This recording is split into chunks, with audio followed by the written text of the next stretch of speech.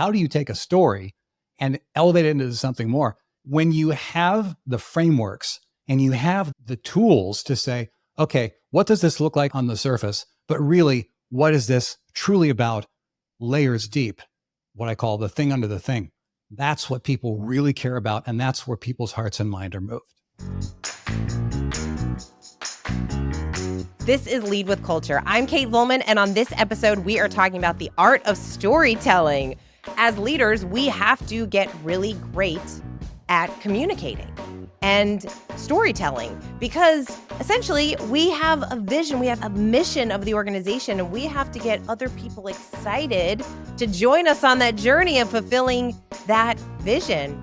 And also, we get to help empower people to become the best version of themselves so that the organization can become the best version of itself. So that is all about effective communication and storytelling. And my guest today, I'm excited to introduce you to, is Jeff Bartsch. He is a visionary storyteller and thought leadership coach at Story Greenlight. With over 20 years of experience in the entertainment industry, Jeff has helped shape content for clients including ABC, NBC, Disney, Apple, Netflix, and many others.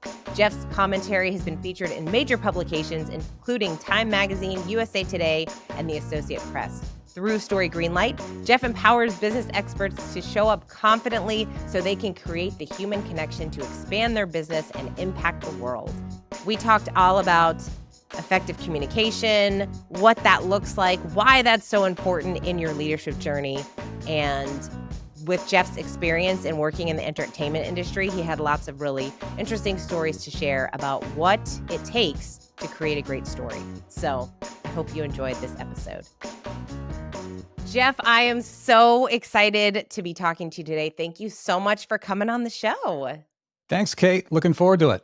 Yeah, we're going to dig into all the fun stuff about storytelling, and I'm very excited because communication and storytelling, you can't build a great culture or become a great leader without becoming a great communicator and storyteller. So you have a very interesting background. You've worked in LA and Hollywood, which just seems so glamorous on all these different shows for all these really big brands. So why don't we start with, how did you get from where you were back in LA to what you're doing right now and really supporting and helping leaders in their communication and storytelling? Sure. First of all, let me just say Hollywood is the center of everyone. Look at us and we're amazing and incredible, and aren't we the best? And so Hollywood likes to think of itself like that a lot. A lot of the time, the actual doing in Hollywood happens in rooms with computers. I've spent a lot of time sitting in rooms with computers and just thinking about, okay, how do we turn this into something compelling? So it's not nearly as glamorous as some people might think at times, but there are lots of cool things. I will say that. And the stuff that gets me the most excited is the fact that I used to think it was about creating the messages. And this actually goes all the way back, literally my entire life. At the age of 4, I started taking classical piano training, and I started getting really good at it.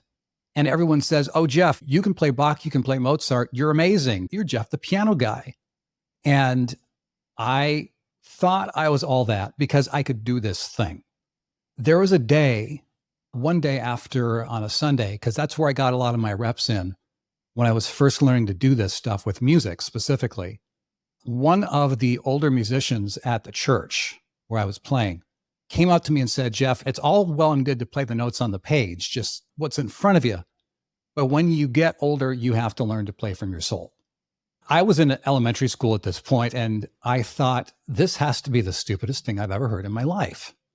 Because everyone was telling me I was doing great, and I was doing the best that I could. I was playing the notes on the page, and everyone was telling me I was amazing. But what happened was, as I ignored that lady at that point, later on, when I discovered how to bring the music to life, how to elevate that to a higher level, people started responding differently. And they said, Jeff, that song was the exact song I needed to hear today. Thank you so much.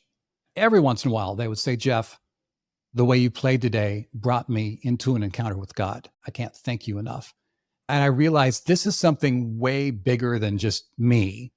And I came to realize that I had learned how to take an ordinary message that was just kind of sitting on the page and elevate it into something extraordinary in a way that people responded to it.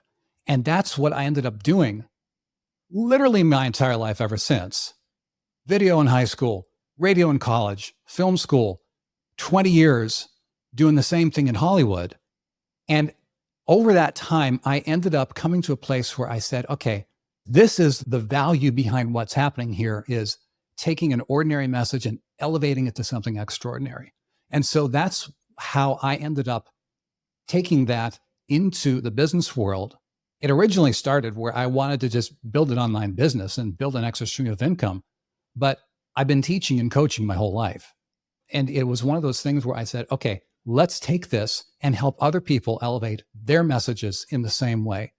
And so when you have, for instance, an advisor or an executive who has years, sometimes decades of experience, and they want to elevate who they are and how they show up in the world, sometimes it takes some work to get them to say, okay, what's my story? What's my message? All this kind of stuff.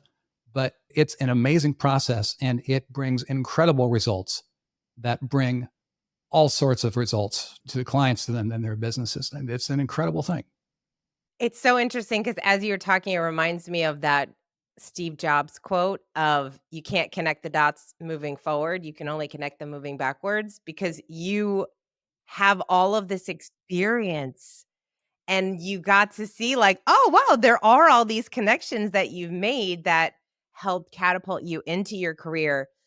I love that you mentioned the music from the soul in leadership. I feel like we want to do that. We want to get to that place of that soulfulness, of that superpower, of being able to really communicate. In fact, I was talking to a leader the other day and she said, I just feel like I know what I want to say. It's just when I try to say it, it doesn't come out as eloquently as I would like, or it doesn't come out the way I intend my team to hear it. So, how can leaders get to that soulful place when it comes to communication and discovering their story to share messages in a deeper, more meaningful way? I would say the first thing, get into your mind, because all this starts in one's heart and in one's mind.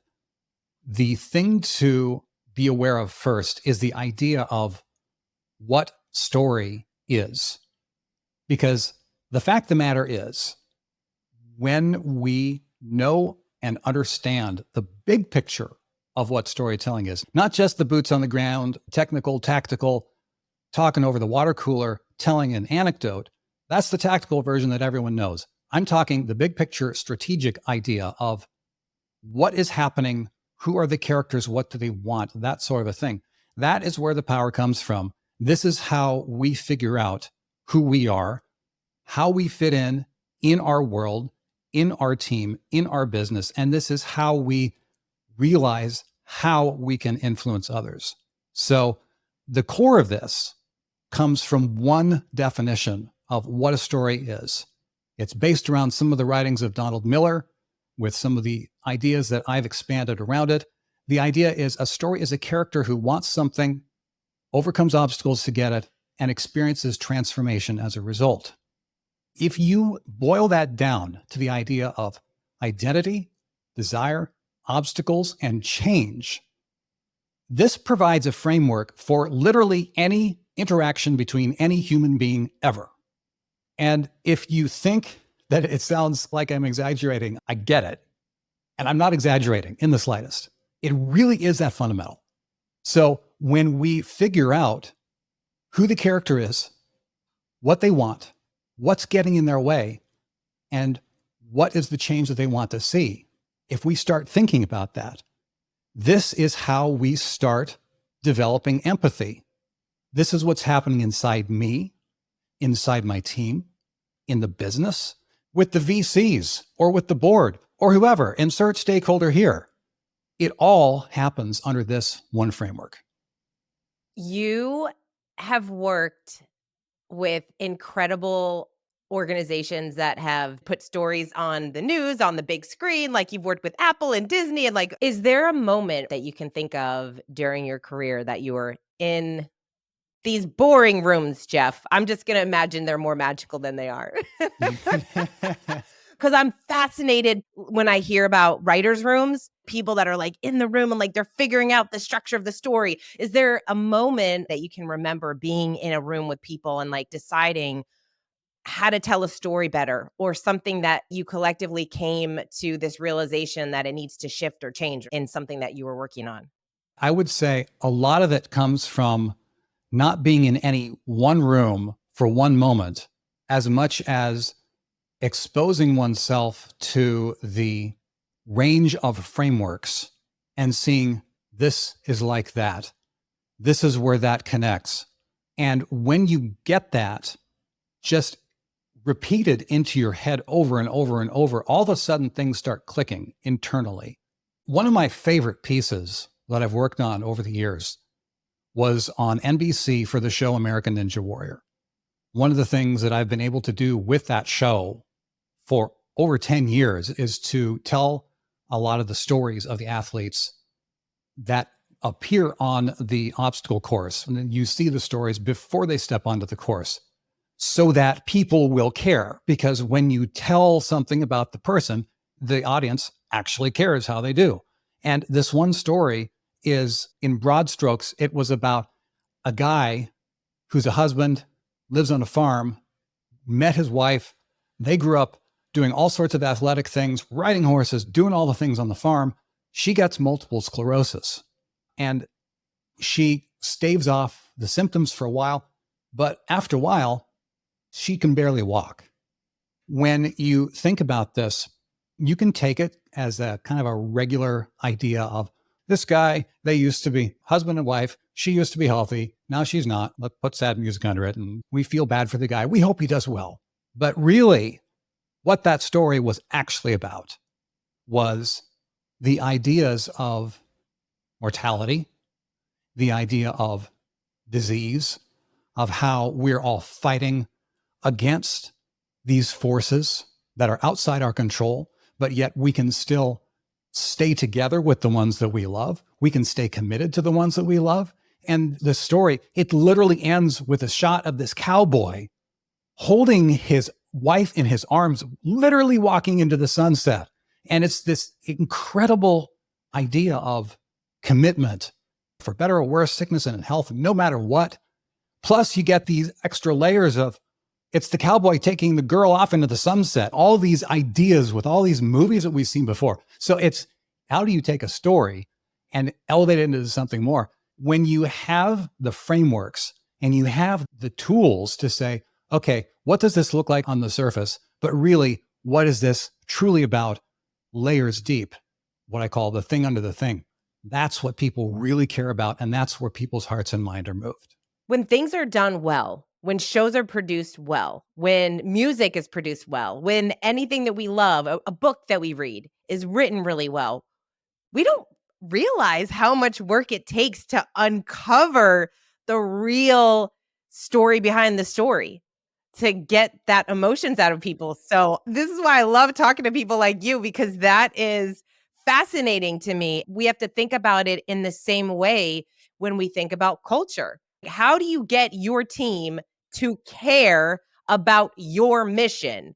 So what does that look like? So when you're working with a leader, what are some of the things that they're coming to you for, and how are you really supporting them in becoming better storytellers for their people? Absolutely. Typically, when people come to me for working with me as a coach, it's usually within the context of I'm here in a business context and I want to upgrade or even begin public facing presence to be a voice for this business, but ideally for the industry at large. So when we come into those kind of conversations, the questions immediately begin right at the beginning. It's like, okay, what's the end goal? Start with the end in mind. Okay, we're looking to develop lead flow, develop the pipeline for these relationship driven sales. So what do we actually talk about in terms of what your people truly care about? You have their surface level problems, but what are the psychological elements underneath it? Again, it's the same thing. It's the thing under the thing. It's not about the cowboy and the wife who's sick. It's about commitment and love in sickness and in health, no matter what. It's those deeper level things. So you talk to the leaders and you say, okay, what's happening in your industry? What is your audience thinking about? What keeps them up at night? It's the classic questions of marketing, because it's all the same thing. Marketing is communication. All communication is driven by narrative stories, forces. Whether you're talking about a screenplay in Hollywood, or you're giving a pitch in the boardroom, or you're writing a headline on social media or anything, it is all the same thing. It just kind of blew my mind when I first figured that out. So when people come and say, hey, how can we talk about this? We say, okay, what are the truly deeper level elements that are driving everything in what you offer? Are you offering financial forecasting? Sure, we do that. But really, you're offering confidence to the people that you serve. And in the same way, that is incredibly empowering to the people who say, I'm running my business. We have grown. We're starting to scale. I feel like I should have the answers, but I don't have all the answers. So it's an incredibly powerful way to say, okay, if we know this is what your audience is caring about, this is how we speak to that on those deeper psychological levels. And then you start building out from there. What are the messages? Where do we show up? All that. I didn't even ask you. One, American Ninja Warrior. How did he do after we got invested in the story? Do you remember? I do. That episode in specific, it was a qualifying episode. He went through each obstacle, and with each obstacle that he went through, the crowd started getting more and more excited. And the closer he got to the end of the course, the crowd was on their feet, and he actually got up the warped wall, which, if you're familiar with American Ninja Warrior, that's the end of the qualifying course, is this iconic warped wall that you run up. And when he hit the buzzer, everyone was just going bananas. It was incredible. And it meant so much more, especially for the viewers of the show. The people in the audience there on set, they didn't get to see that package because it hadn't been created yet. But the people in the audience, the emotional experience of that was just off the charts, elevated, because we know that he's the kind of guy who stands by the people that he loves. He's the kind of guy who does what it takes no matter what. Of course, he's going to get through the course. And because he's the kind of guy who can get up there, it's an inspiration, not only to him and his people and his family, it's an inspiration to the viewer. It was awesome. I love it. It reminds me of all those clips that go around, like America's Got Talent and any of those shows, when we're so invested in the people. We're like, we want you to do so well because we're invested in their story, because some of them are just heartbreaking. That's so interesting that you got to work on some of that stuff. I will say, just even conceptually, when we look at people, whether in a business context or in an everyday context, outside business, just looking at America's Got Talent or whatever, someone walks on the stage and you look at this person and you think, how on earth could this person ever impress me? And then they open their mouth and your jaw drops onto the floor, just like the judges. This is speaking to a very human experience. The idea of, we think one thing and we were wrong. And man, are we so thankful that we were wrong, because we see this incredible value in this person that we didn't know was there. It all parallels to business in one way or another. How many times are we working with a team and we don't know what our team members have to offer? Sometimes because we just haven't asked. So if we don't know that definition of a story, the character who wants something overcomes obstacles to get it and experiences transformation, everyone has that story happening inside them. And if as leaders, we're not aware of that and we don't know what our people want, that's a challenge to truly connecting with them. Yeah, and that's our responsibility too, as leaders, to discover those stories out of our people, because so often we see in others what they don't see in themselves. Some of those superpowers that people have that they don't really consider superpowers because they're just so good at it naturally. That's for us to say, hey, wait a second, this is a thing. Let's talk about it. Let's share it. Let's leverage your superpower to be able to help you become a better version of yourself. And in turn, obviously, that helps the organization, which is a beautiful thing, which is what we all want when we're building a business, is finding those people with really remarkable talent. Who are some of the best storytellers today? When you look at leaders today, there's a lot of people that are out in the spotlight, a lot of leaders being talked about. Who are some of the best storytellers in your mind, and what can we learn from them? That is a really good question. I would say one of the biggest people that comes to mind, no longer here, is the idea of Walt Disney. Walt Disney, he very much is still in spirit because of what he started and how he said, hey, this is all about the experience of what we are creating. Not only did he create that within the context of the movies and the films and the TV shows that he and his company put out, but he built a culture building program called Disney Traditions that is in operation to this day. It is the foundational onboarding experience for any Disney employee who comes into the company. And it starts with the story of Walt. It starts with, this is what he believed in. This is how we do things here. Here are stories of how it's worked.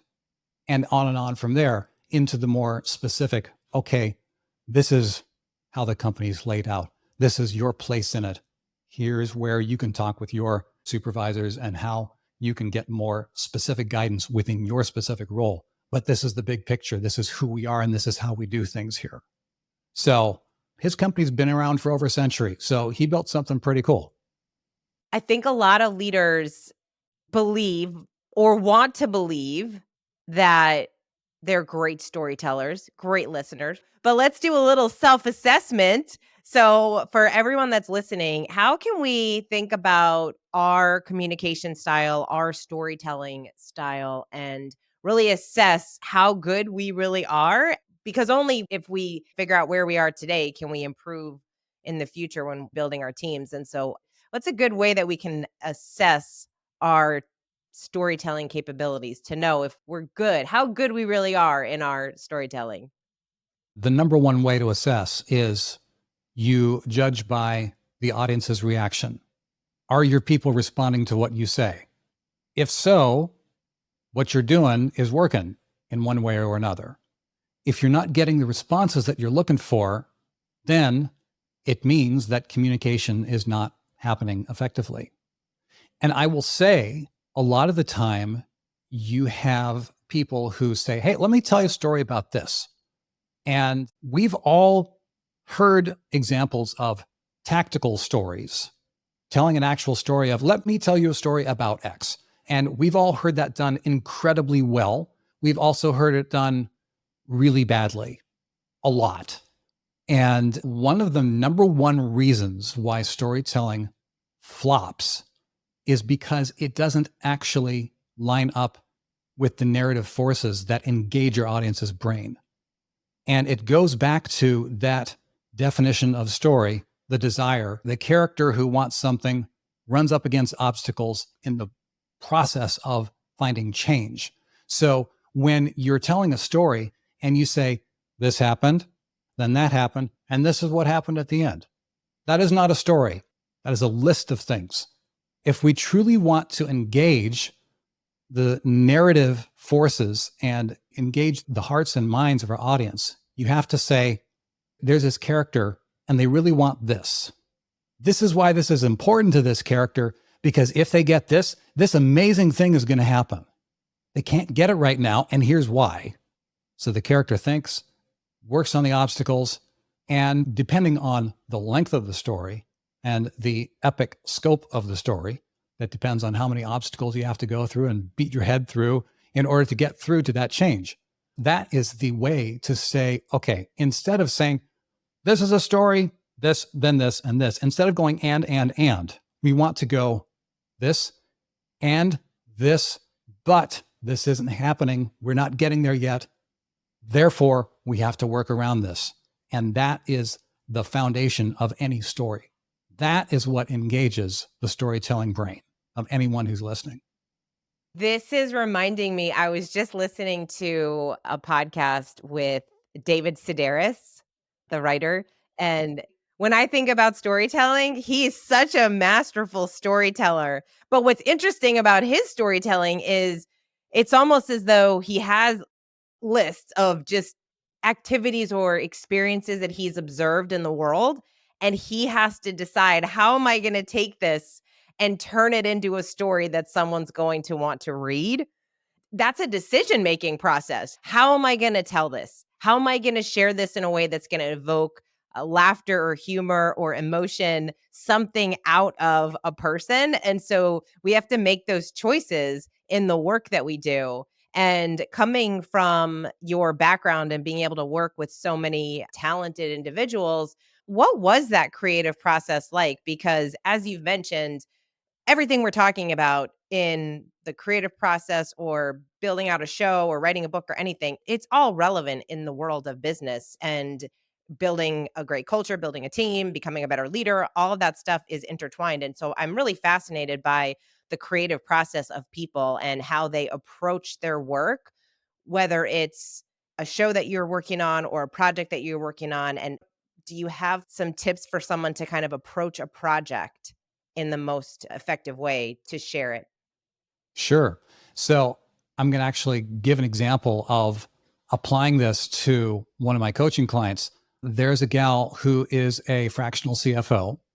One of the things that she was talking about with a client interaction was that they wanted to upgrade a specific process for one of their accounts receivable processes.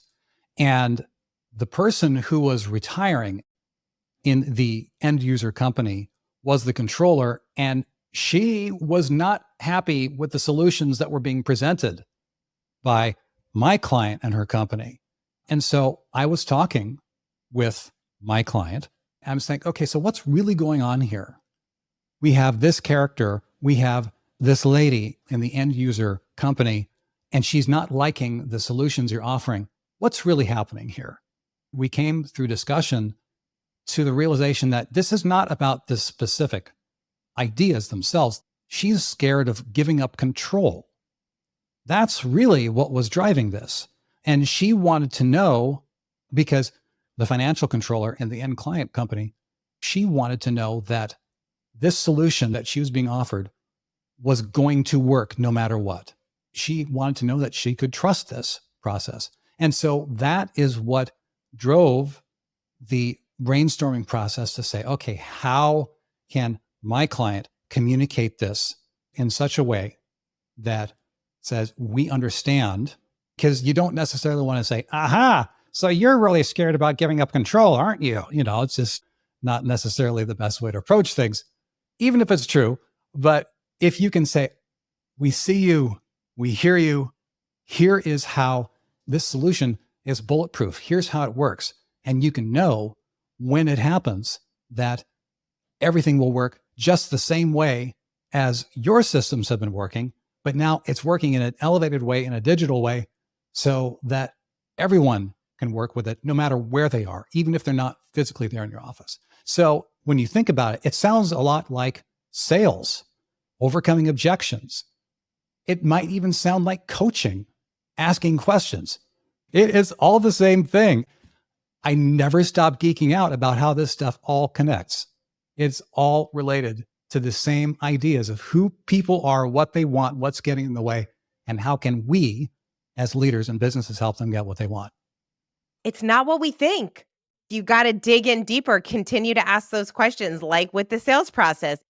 When people are upset, it's oftentimes there's something more. Dig in a little bit deeper. And that's why it's so important for leaders that create a coaching culture to have those conversations with their people and to listen to what's not being said. That's what I'm like fascinated by, when there's such incredible leaders who hear what's not being said, and only then can they ask the right next question that's going to get what they really need from the person. That is where the conversation starts. Now we can have an open dialogue about this thing that you were so upset about, because this is the real issue. And oftentimes they don't even know it's the real issue, because even they aren't asking those questions. Questions are obviously really incredible ways to get a good story out and to communicate more effectively. Is there any question that you think is really powerful that leaders can ask themselves today, whether it's their leadership journey or their storytelling capability or something that they can ponder about? What do you want? What's keeping you from getting it? That is the core question of any story. Who is the character? What do they want? If someone is on your team and they're not happy in their position, it's our job as leaders to say, who is that person? What do they want? Are they getting it? And if we don't have answers to that, it's our job to go find out answers to that. A lot of people think that story structure is really crazy and complicated, and it can certainly get that way. I mean, you talk to any Hollywood screenwriter and you ask them, how do you tell a great story? They will tell you that you absolutely must always have 73 moving plot points. And without them in the right order, in the right way, you're hosed. And that certainly could be if you're trying to keep people's attention for 2 hours. But thankfully, in business, 9 out of 10 times, story structure happens in short form. So there are fewer elements that we need to know. However, as simple as those elements that I've laid out right here within our conversation here, as simple as those elements might seem, I'm certainly not going to sit here and say that's everything you need to know about being a leader. That's where knowledge of human nature comes in. That's where experience comes in. That's where saying the wrong things, asking the wrong questions, saying things and setting up situations where people are really frustrated and they leave and things just go to hell in a handbasket. That's how we learn. But that's all part of our own story too. And that's why we need to give ourselves grace, especially if as leaders, we're bumping up against obstacles. The bigger the obstacles, the bigger the challenge, the bigger the triumph that's ahead of us. Never not learning, never not growing. It's what it's all about in leadership and business. Well, Jeff, what is one activity that our listeners can do today to help improve their storytelling? I would say whenever you're running up against an unanswered question or a conflict within your business or within your team, go back to that definition of what a story is, where a character wants something, overcomes obstacles to get it, and experiences transformation as a result. Plug in those elements and do what I call a story alignment and say, okay, how does this line up in this situation? What elements do I know? What are the X and Y factors? What don't I know? How can I figure those out? And if it's something that's complex, which business can be complex, of course, sometimes we need to start with our own story. And then we need to start stacking storylines on top of each other and say, okay, here's my story. Here's a story of my team member. Here's the story of the other upper management, the business as an entity. Whatever those other stakeholders are in place, we start asking that same question of that story definition and say, okay, what's lining up? What's not lining up? But it's a really cool place to start when you start with that definition and say, who are the characters here? What do they want? What's keeping them from getting them? And how can we come alongside them and help them get that? That's the starting point for those conversations. Beautiful. Well, Jeff, it was wonderful to chat with you. Thank you so much for coming on the show. I know there's a lot for leaders to unpack and help their communication skills and storytelling. So thank you for sharing and coming on the show. My pleasure, Kate. On a scale of 1 to 10, how would you rate your communication and storytelling capabilities?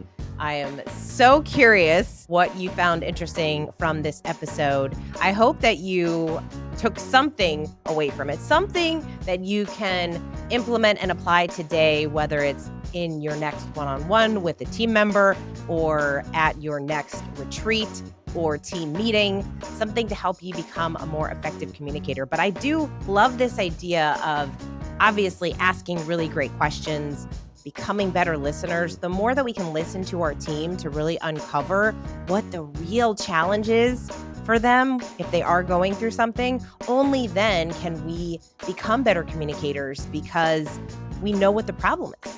We know what the challenge is, and then we can figure out a way to communicate more effectively, that we can get back on the same page, that we can move along in our journey of becoming the best version of ourselves and the best organization that we can possibly be as a team.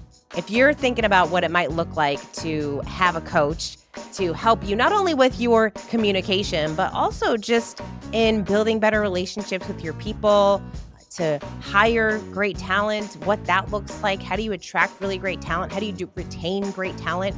Maybe you're working on your vision and mission of the organization. It needs to be tightened up. We would love to talk to you about our culture coaching and what that would look like. Then head over to floydcoaching.com. We would love to talk to you about what that might be for you and your team over the next 12 months, because everyone needs a coach. We all need coaching. We all need great coaches to help us see things a little bit differently, to ask really great questions and move us along in our businesses and our lives. So go to floydcoaching.com and you get to talk to one of our incredible coaches and see what that might look like for you in your leadership journey. Thank you so much for listening. We appreciate you. And until next time, lead with culture.